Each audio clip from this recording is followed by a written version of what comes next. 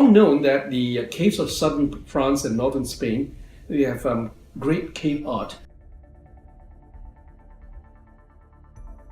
Caves are mysterious places, offering a unique glimpse into the unseen world beneath our feet.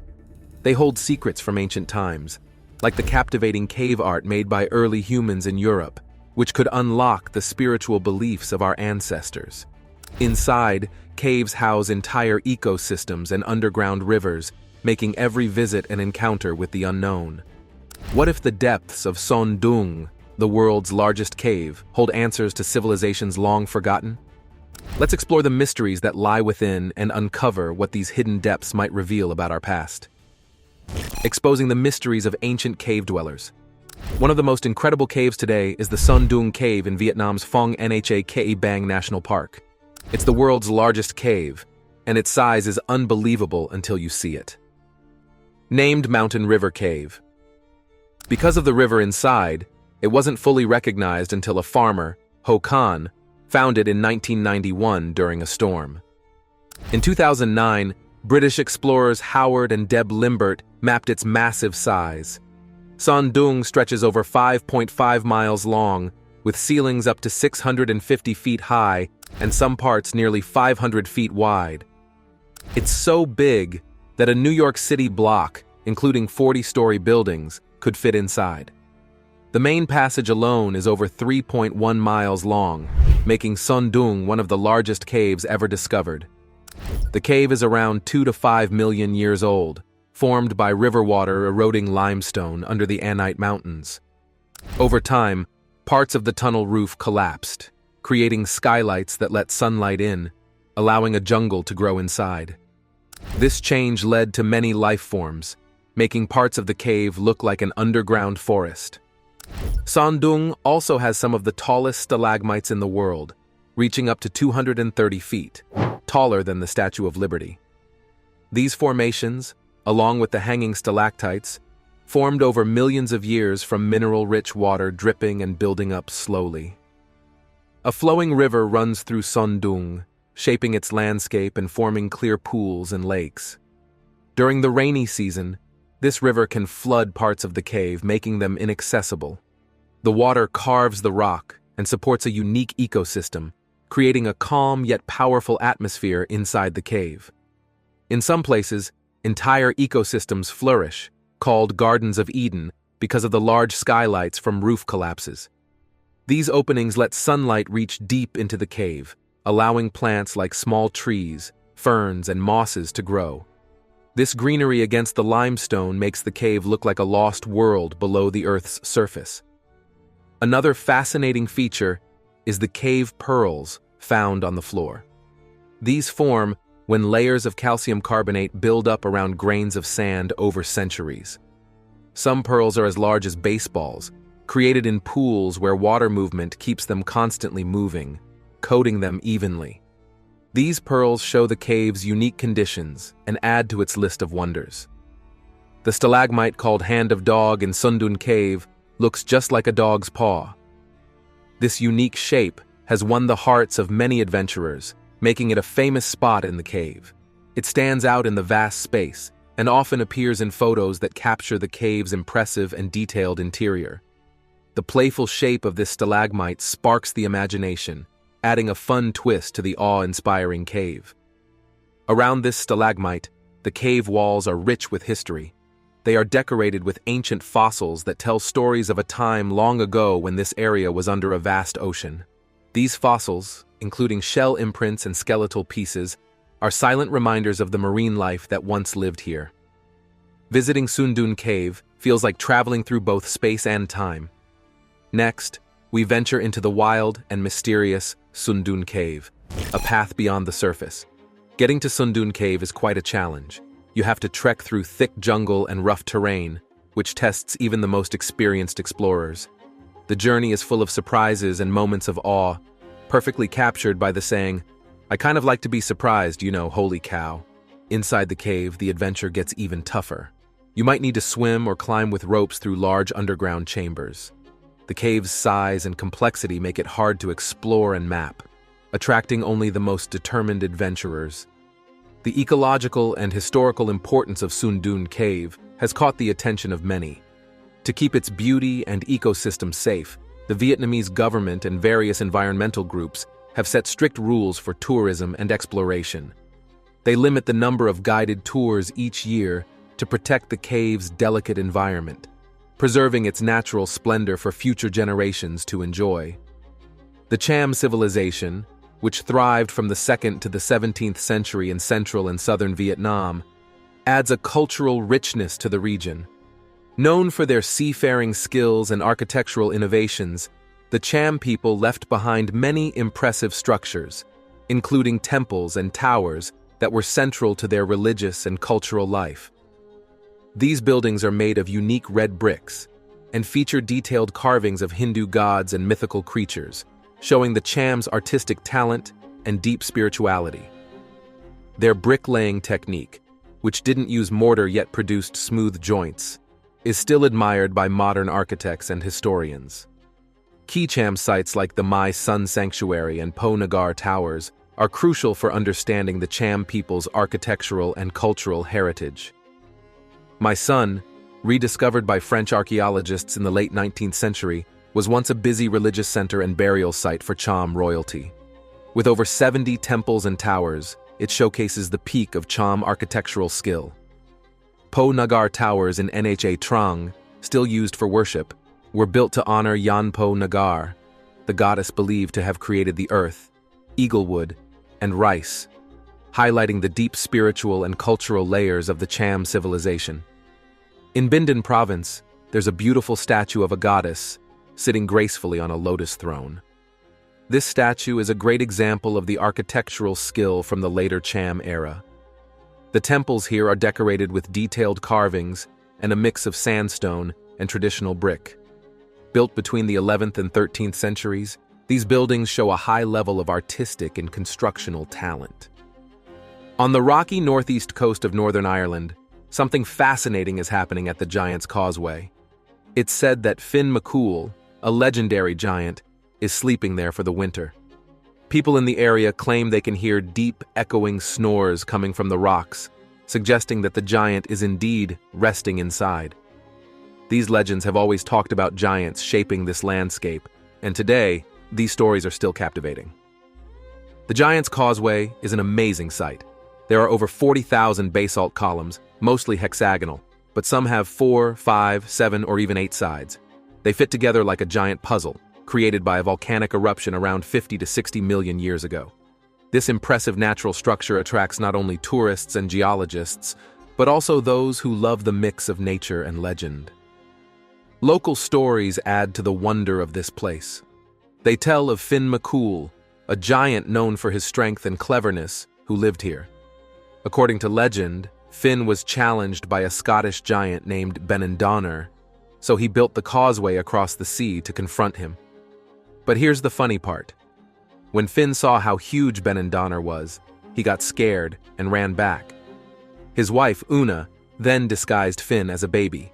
When Benandonner saw the size of the baby, he got frightened and fled, tearing up the causeway behind him.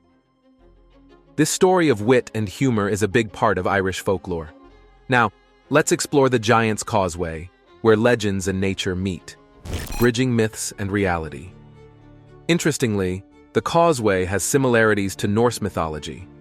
It's like Bifrost, the burning rainbow bridge that connects the world of humans to the world of gods. Both are seen as important pathways, symbolizing challenge and transition. Today, the Giant's Causeway is not only a top tourist spot, but also a cultural treasure, blending natural beauty with giant legends. These legends connect the past and present, bringing wonder and pride to visitors. When people explore these striking formations, they enter a world where myth and natural history mix, celebrating the spirit of Northern Ireland. The Causeway, with its amusing, brave, and clever stories, is a key part of the region's cultural heritage, drawing people from all over the world who want to experience its unique charm.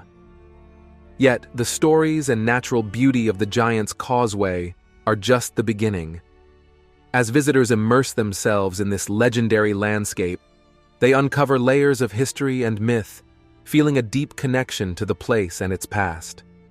This blend of nature and legend makes the Giant's Causeway a magical destination, where every rock tells a story and every tale adds to the wonder. In 1772, Sir Joseph Banks, already well known for his travels with Captain James Cook, discovered Fingal's Cave on the uninhabited Scottish island of Staffa. His finding quickly captured Britain's imagination.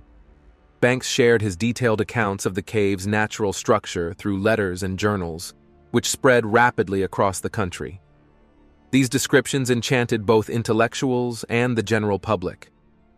Thanks to Banks, the cave became a famous natural wonder, drawing artists, writers, and tourists, especially during Europe's Grand Tour era. The name Fingal's Cave comes from James Macpherson's writings, which he claimed were translations of old Gaelic poetry, though they were mostly his own creations. Even with this controversy, the poems made Scottish history more romantic and gave the cave a mythical feel. This link to the legendary hero, Fingal, not only named the cave, but also tied it to stories of great deeds and a magical past, strengthening its importance as a symbol of Scottish pride and culture. The cave is a geological marvel, formed by the cooling and solidifying of lava. As the lava cooled evenly, it cracked into long, symmetrical columns, mostly hexagonal in shape. This rare and striking sight greatly adds to the cave's fame. Inside, the cave is grand and cathedral-like, standing about 72 feet high and stretching roughly 270 feet into the cliffs. The roof arches naturally, and the partially submerged floor is constantly washed by seawater, which adds to the cave's eerie and mystical atmosphere. Moreover, Fingal's Cave is known for its incredible acoustics. The cave's structure, combined with the ocean's rhythmic sounds, creates a haunting soundscape that echoes against the basalt columns. This unique auditory feature has significantly enhanced the cave's charm and has inspired many artists, playing a vital role in its artistic legacy. Through its natural beauty and the echoes of its columns, Fingal's Cave continues to fascinate and inspire, blending nature, myth, and art. Fingal's Cave remains a popular spot today, attracting tourists and nature lovers from all over the world. Its rich history and stunning features make it a must-see destination for anyone visiting Scotland. I study some of the oldest art in the world, but my real interest lies in how our modern minds have developed. We've built on the achievements of those who came before us for so long that we often don't realize some abilities are quite new. It's only recently that we've been able to send and keep messages over time. Moving on, we uncover hidden histories in the depths of Victoria Cave. The discovery of Victoria Cave. In the heart of the Yorkshire Dales, there's a fascinating place called Victoria Cave. It was found by accident in 1837. A local gamekeeper named Michael Harrer and his friends were out hunting rabbits when they stumbled upon a hidden gap behind some limestone rocks. Little did they know, this find would uncover a rich history, giving us a rare look into England's prehistoric past. This discovery sparked a lot of curiosity and led to many explorations, changing what we know about human and animal history in the area. The entrance was blocked with limestone deposits and debris, hinting at the untouched wonders inside. When Harrer and his team first went in, they found a large chamber filled with stalactites and stalagmites, suggesting the cave had been undisturbed for thousands of years. This drew the attention of local naturalists and archaeologists, all eager to explore further.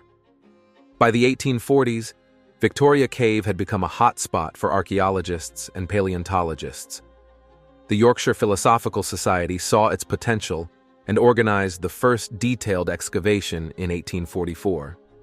This work established the cave as a key site for understanding the region's prehistoric and paleontological history. Exploration showed that the cave's contents gave a clear picture of the lives of humans and animals that once lived there. These findings were divided into three main periods: Paleolithic tools, Pleistocene animals, and Roman artifacts. Each period not only highlighted specific historical times, but also showed broader trends in human behavior. The Paleolithic tools found, dating back around 12,000 to 13,000 years ago, included flint blades and scrapers used for hunting and survival tasks. This suggests that prehistoric humans used the cave as a temporary shelter during their hunting trips, drawn by herds of reindeer and other animals outside. Evidence showed that people made tools inside the cave, meaning it was both a shelter and a workshop. The cave's strategic location offered protection from the weather and a good spot to watch for game. Moving to the Pleistocene era, the remains found painted a picture of a cold, open landscape, very different from today's lush Yorkshire dales. Animals like the woolly rhinoceros and Irish elk, adapted to survive harsh winters, were found, showing how much the climate and environment have changed since the Ice Age. In the cave's later layers, researchers found Roman coins and ornate brooches from around the 1st to the 4th centuries AD. These artifacts suggest the cave was used not just for living, but also for rituals or ceremonies. Coins and jewelry might have been offerings, possibly linked to local religious practices that revered natural places like springs or caves.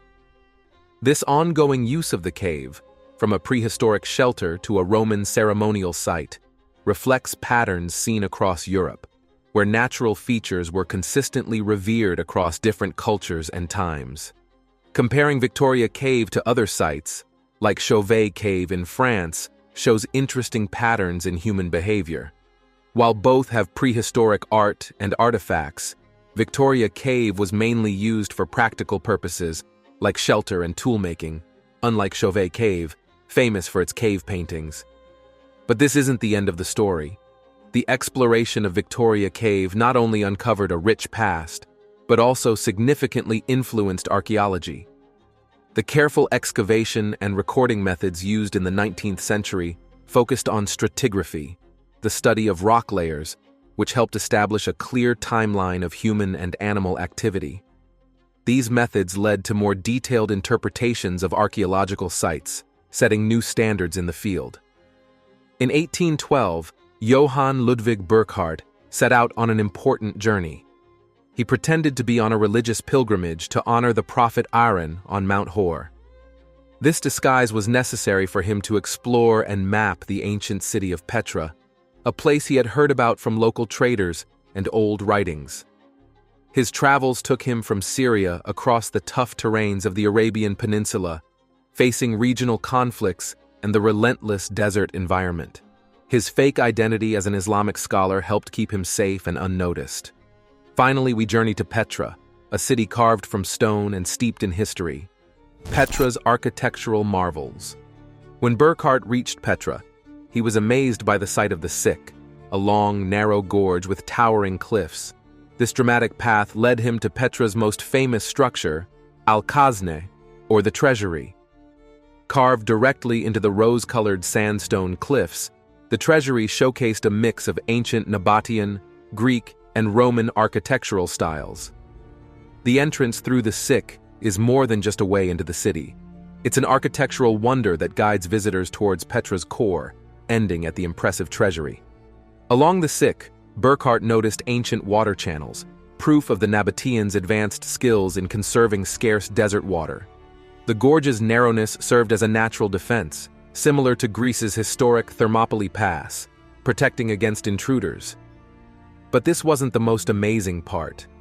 At the treasury, built as a temple in the 1st century CE, the facade dazzles with a blend of Hellenistic architectural elements and local Nabatean motifs. The grand portico, with 6 Corinthian columns and detailed bas-reliefs of mythological figures, adds cultural depth to the structure. Petra's rich architecture shows its role as a historical crossroads of trade and culture, blending Nabatean rock-cut artistry with Greek, Roman, and later Byzantine influences. This fusion is seen throughout the city's buildings, including a Roman-style colonnaded street and a large theater carved from the rock, holding over 3,000 spectators. The theater's design borrows from ancient Greek theaters, but is uniquely Nabatean, showing their exceptional stone carving skills. Among Petra's buildings, the monastery stands out for its grandeur. Located in a more secluded setting, it was built as a Nabatean temple in the 3rd century BCE, and later became a Christian chapel during the Byzantine era. The facade, with towering columns and a massive urn, rivals the Parthenon in Athens, yet its remote location gives it a spiritual serenity, contrasting with the Parthenon's civic pride.